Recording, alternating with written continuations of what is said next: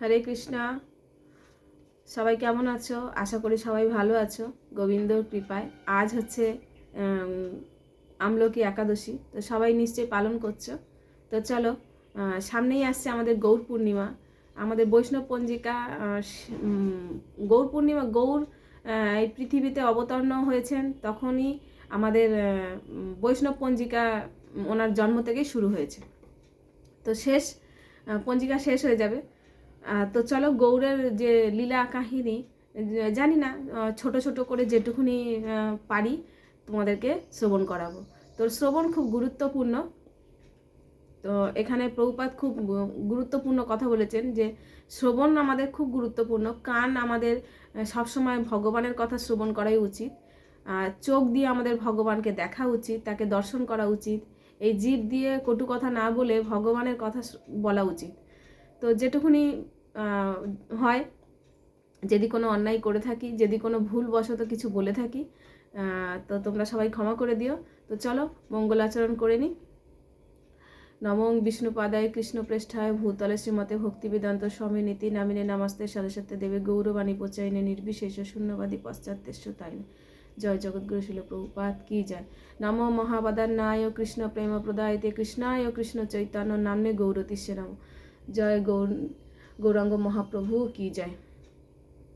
পাঞ্ছাকল্পতরুহশ্চ কৃপা সিন্ধু এব চ পতিতানাং পাবনেভ্যো বৈষ্ণবেভ্যো নমো নমঃ। জয় শ্রীকৃষ্ণ চৈতন্য প্রভু নিত্যানন্দ শ্রী অদ্বৈত গদাধর শিবাসাদি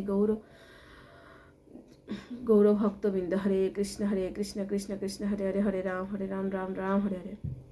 আমার এত ঠান্ডা লেগে যায়, মানে আমি কল্পনা করতে পারি না যে কেন আমার এত ঠান্ডা লেগে যায়। ঠান্ডা মানে সবসময় যেন গলা নাক যেন আমার বন্ধ হয়ে থাকে। এটা যেন আমার একটা খুব, মানে যতই ডাক্তার দেখাই আর যাই ওষুধ খাই না কেন, সে যেন সর্বক্ষণ যেন বিরক্তি করে মারছে। তো চলো গৌর কথা। এখানে মহাপ্রভুর এক দৃষ্টিতে বদলে গেল এক দাসের জীবন। কোন দাসের কথা বলা হয়েছে এখানে? দাস তো ভগবানের অনেক আছে, কিন্তু অনেক অনেক দাসের এক একটা ঘটনা নিয়ে গৌরাঙ্গ মহাপ্রভু লীলা করে গেছেন এই জগতে। একটি হাঁড়ি ভাঙলো, কিন্তু খুলে গেল তার আত্মসমর্পণের দ্বার। তো এটা শ্রবণ করার জন্য তোমরা পুরোটাই শ্রবণ করো। তো জানতে হলে মনোযোগ সহকারে সবাই শ্রবণ করো পুরোটাই। এই লীলায় উপস্থিত ছিলেন শ্রী চৈতন্য মহাপ্রভু ও তার অন্তরঙ্গ সেবক শ্রী গোবিন্দ দাস। কোন দাস? গোবিন্দ দাস। পুরীর নীলাচলে তখন মহাপ্রভু কঠোর সন্ন্যাস ধর্ম পালন করছেন। তার জীবন একেবারে নিরালম্ব। যা আসে আজই উনি তাই গ্রহণ করেন। এমন নয় যে উনি সেটা সঞ্চয় করে রেখে দেন কাল কি হবে, তো এটা করেন না। যেটুকুনি পাই সেটুকুনি গ্রহণ করেন, আগামী দিনের জন্য কিছু সঞ্চয় নয়। প্রভু একদিন জগন্নাথের মহাপ্রসাদ এলো, প্রভু অল্প গ্রহণ করলেন, কিন্তু সেবক হৃদয় তো অন্যরকম। সেবক ভাবছেন যে প্রভু যদি আবার অল্প যেহেতু গ্রহণ করেছেন তাহলে জগন্নাথের প্রসাদ বলে কথা। আর মহাপ্রভু নীলাচলে গেছেন, জগন্নাথ মহাপ্রভু সবসময় জগন্নাথকে তিনি দর্শন করবেন, জগন্নাথের প্রসাদ পাবেন। এই তো উনি ওটা তো ওনার ওইটাই তো ওনার আশা। আর যেহেতু মায়ের আদেশ ছিল যে তুমি বেশি দূরে যাবে না, পুরীতেই থাকবে, তো সেই জন্য উনি জগন্নাথের ওখানেই থাকতো। আর জগন্নাথকে দেখে উনি সবসময় মানে ওনার অঙ্গকান্তি সবসময় জগন্নাথের প্রতি ওনার যেন একটা, যেমনি রাধারানী ছিলেন শ্রীকৃষ্ণকে ছাড়া থাকতে পারতেন না, সেরকমই গৌরাঙ্গ মহাপ্রভু জগন্নাথকে ছাড়া এক বিন্দু থাকতে পারতেন না। তো এখানে সেবক হৃদয় তো অন্যরকম। গোবিন্দ দাস ভাবলেন যদি প্রভুর পরে যদি প্রয়োজন হয় প্রসাদের, তো যদি রাতের বেলা ক্ষুধা লাগে, এই ভেবে গোবিন্দ দাস তখন অল্প প্রসাদ পেয়ে আবার রেখে দিয়েছে। এই ভাব থেকে সামান্য প্রসাদ হাঁড়ির রেখে দিলেন। কিছুক্ষণ পরে মহাপ্রভু দৃষ্টি পড়ল সেই সন্নিধ্য প্রসাদের দিকে। তিনি সঙ্গে সঙ্গে জিজ্ঞেস করলেন, এগুলো কি? গোবিন্দ ভয়ে কাঁপতে কাঁপতে বললেন, প্রভু আপনার জন্য রেখে দিয়েছি। মহাপ্রভু মুখ গম্ভীর হয়ে উঠল। তিনি বললেন, সন্ন্যাসীর জীবনের সঞ্চয়, আগামী দিনের চিন্তা, এ কেমন করে বৈরাগ্য? এই কথা যেন ব্রজের মতন পড়ল দাসের হৃদয়ে। হৃদয়ে, কারণ তার উদ্দেশ্য ছিল সেবা, কিন্তু সেখানে অজান্তে ভবিষ্যতের চিন্তার ছায়া এসে পড়েছে। তিনটে কথা বলেছেন এখানে প্রভু। এখানে বলেছেন সন্ন্যাসীর জীবনের সঞ্চয় কিসের জন্য, আর একটা হচ্ছে আগামী দিনের কিসের চিন্তা। যে চিন্তা আমরা করি সেই চিন্তা আমরা হয়তো আজকে চিন্তা করেছি, কাল আমরা ওটা করব, কিন্তু ভগবান সেটাকে ভাবে যে আমরা যেটা চিন্তা করি তার উল্টে যায়, কিন্তু সেটা কিন্তু হয় না। তো ভগবান যেটা বলেন, মনে করেন যে আজকে আমরা যে সুখের জন্য যত কিছু করতে যাই না কেন, সুখ কিন্তু আমরা সুখের জন্য আমরা দিনরাত দৌড়াতে থাকি, কিন্তু সুখটা কি আমরা কোনোদিন মনে করতে পারি যে এটা আমরা সুখ পেয়েছি? কিন্তু দুঃখ যখন কেউ আমাদের দেয়, তখন অনবরত সেই জন্য তার জন্য আমাদের কষ্ট হয়, অনবরত তার জন্য আমরা কাঁদতে থাকি, অনবরত সেইটাকেই মনে করতে থাকি, কিন্তু সুখের কথাটা আমরা মনে করতে পারি না। তাই এখানে বলছে যে আগামী দিনের কিসের চিন্তা, এ কেমন বৈরাগ্য। এই যে বৈরাগ্যটা বলেছেন, কেমন বৈরাগ্য, এই কথা যেন এখানে বলছে অজান্তে ভবিষ্যতের চিন্তা ছায়া এসে পড়েছে। তাহলে মহাপ্রভু কষ্টে যখন বৈরাগ্যের কঠোর সত্য উচ্চারিত হলো, গোবিন্দ দাসের হৃদয় যেন বিতীর্ণ হয়ে গেল। গোবিন্দ দাস মনে মনে হলো, আমি তো প্রভুর সঙ্গে থাকার জন্য এসেছি, তাহলে আমি কিসের জন্য চিন্তা করছি? ওনার ভেতরটা তখন অনেক কষ্ট পাচ্ছে। তিনি তো সঞ্চয় করেননি, ভোগের জন্য করেছিলেন, ভালোবাসা থেকে, সেবার আশঙ্কা থেকে, কিন্তু প্রভুর দৃষ্টিতে সামান্য ভবিষ্যৎ চিন্তাও সন্ন্যাসীর জীবনে আসক্তির সূক্ষ্ম রেখা। গোবিন্দ আর এক মুহূর্ত অপেক্ষা করলেন না। চোখ ভেজা, হাত কাঁপছে, তবুও দৃঢ় সংকল্প সেই মাটির হাঁড়ি তুলে নিলেন।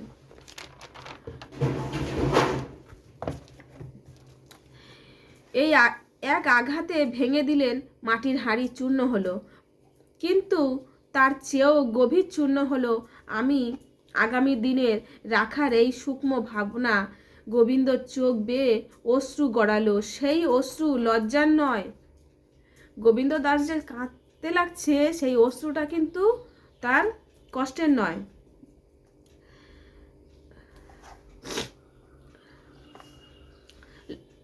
কষ্টের, লজ্জার নয়, শুদ্ধতার। তিনি মৃদু স্বরে বললেন, প্রভু, আমার সেবায় যদি অনুমাত্র আসক্তি থাকে, আপনি তা ভেঙে দিন।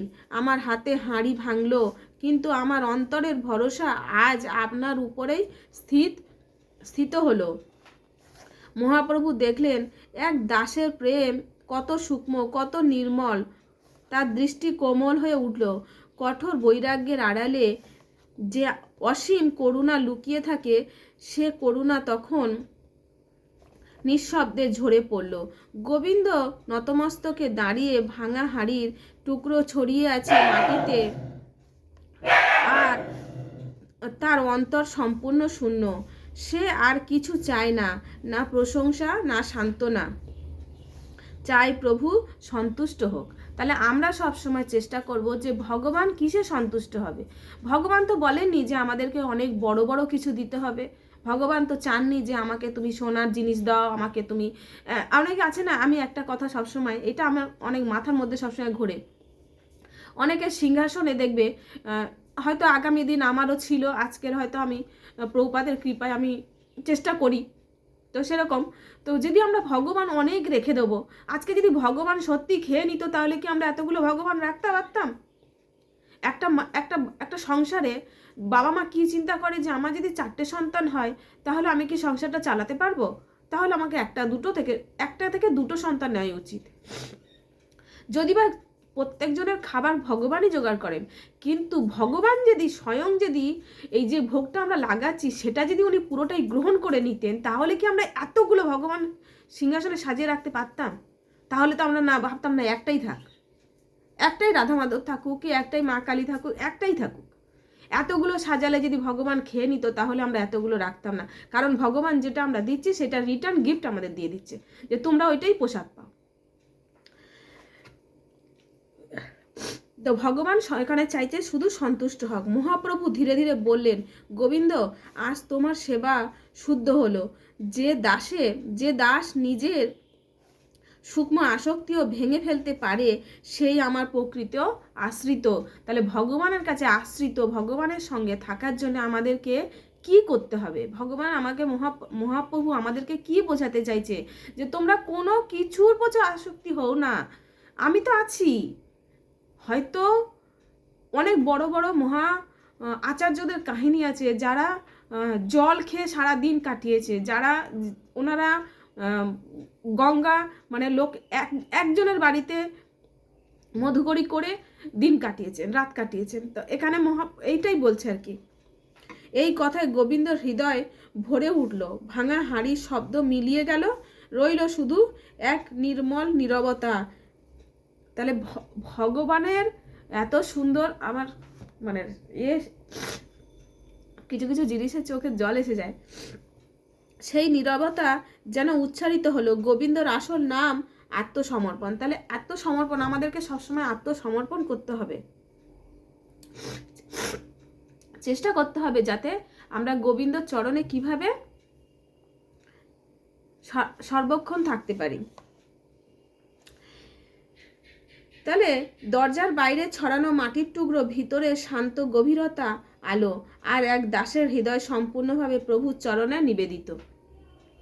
এ থেকে আমরা কি বুঝলাম? সেখানে সঞ্চয় ভাঙে, যেখানে সঞ্চয় ভাঙে সেখানে কৃপা স্থায়ী হয়। তাহলে সঞ্চয় আমাদের দরকার নেই। হ্যাঁ, এই কলিযুগে দরকার আছে। এখানে আমাদের ভগবান প্রভুপাদ সবাই বলে গেছেন সঞ্চয় আছে, কিন্তু সঞ্চয় এমন করো যেন পরবর্তীকালে সেটা আমরা ভগবানের সেবাতেই লাগাতে পারি। কারণ কিছু কিছু মানুষ বলে না যে তোমার বাড়িতে হয়, আমার অনেক সময় আমার বাড়িতেও হয় যে সবসময় তো পুজো করো, সবসময় তো পুজোই করো। কি পুজো করি আমরা? আমরা কোথায় পুজো করি? আমি তো বুঝতেই পারি না পুজোটা কোথায় হচ্ছে। পুজো কাকে বলা হয়? পুজো হলে ধুমধারাক্কা বাজনা হবে, পুজো হলে অনেক ফুল মালা মিষ্টান্ন অনেক কিছু আসবে। তাহলে আমরা প্রত্যেক দিন যেটা গ্রহণ করব, আজকে কি রান্না হবে, আমি কি ভগবানকে জিজ্ঞেস করছি যে ভগবান আজকে তুমি কি খাবে বলো আমাকে? জিজ্ঞেস তো করি না। যেটা আমার ইচ্ছে হচ্ছে, আজকে চাউমিন খাবার ইচ্ছে হচ্ছে, ভগবানকে ভোগ লাগিয়ে দিচ্ছি। কালকের আমার বিরিয়ানি খাবার ইচ্ছে হচ্ছে, ভগবানকে ভোগ লাগিয়ে দিচ্ছি। তাহলে যেটা করছি আমাদের ভেতর থেকে ভেবে ভগবানকে শুধু অর্পণ করে দিচ্ছি। তাহলে পুজোটা কোথায়? এইটাই ভগবান বলছেন যে তুমি আমার চিন্তা করো, যে ভগবান আজকে তোমাকে কালকে তো চাউমিন দিয়েছে, আজ তো দেওয়া যাবে না, একই জিনিস তুমি প্রত্যেকদিন কিভাবে খাবে? চিন্তা করো। তাই বলছে যেখানে সঞ্চয় থাকে সেখানে ভক্তি থাকে না, যেখানে সঞ্চয় থাকে না সেখানেই স্থায়ী হয় ভক্তি। তো সঞ্চয় এমন করো যেটা আমাকে সঙ্গে নিয়েই থাকো। যদি কোনো ভুল হয়ে থাকে তোমরা সবাই ক্ষমা করে দিও। হরে কৃষ্ণ কৃষ্ণ কৃষ্ণ হরে হরে, হরে রাম রাম রাম হরে হরে। চলো।